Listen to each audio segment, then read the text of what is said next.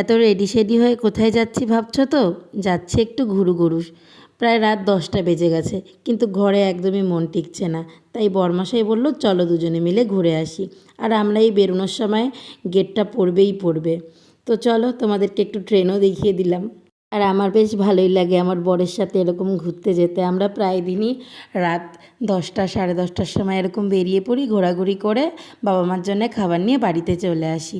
তো যেতে যেতে দেখলাম এদিকে ক্রিকেট খেলা হচ্ছে। তো আমার বড়মশাই তো ক্রিকেট খেলা দেখতে খুব ভালোবাসে, আমিও পছন্দ করি। তো দুজনে মিলে একটু খেলা দেখে নিলাম। তারপরে বড়মশাইয়ের কাছে একটু বায়না করছিলাম যে তোমার স্কুল দেখবো, তুমি কোন স্কুলে পড়তে। তো বড়মশাই নিয়ে এলো, এখানে একটু দেখে নিলাম। বড়মশাইয়ের স্কুলটা বেশ ভালোই লাগছিল। আমারও আমার ছোটোবেলার স্মৃতি মনে পড়ে যাচ্ছিল। মানে আমি তো আর এই স্কুলে পড়তাম না, কিন্তু মনে পড়ছিল স্কুলটা দেখে যে আমি ওরকম স্কুলে পড়তাম। সেগুলো সব মনে পড়ছিল, সেই বন্ধুবান্ধব, সেই ছোটোবেলার স্মৃতিগুলো, এগুলো তো মনে পড়েই না। রাত প্রায় অনেক হয়ে গেছে, এখন চলে যাব বাড়িতে। এখন বাবা মার জন্য কিছু খাবার নিয়ে নিচ্ছি। তো চলো আজকের মিনি ব্লগটা এইটুকুই, দেখা হচ্ছে অন্য কোনো মিনি ব্লগের সঙ্গে। ততক্ষণ সবাই ভালো থেকো, সুস্থ থেকো, টাটা।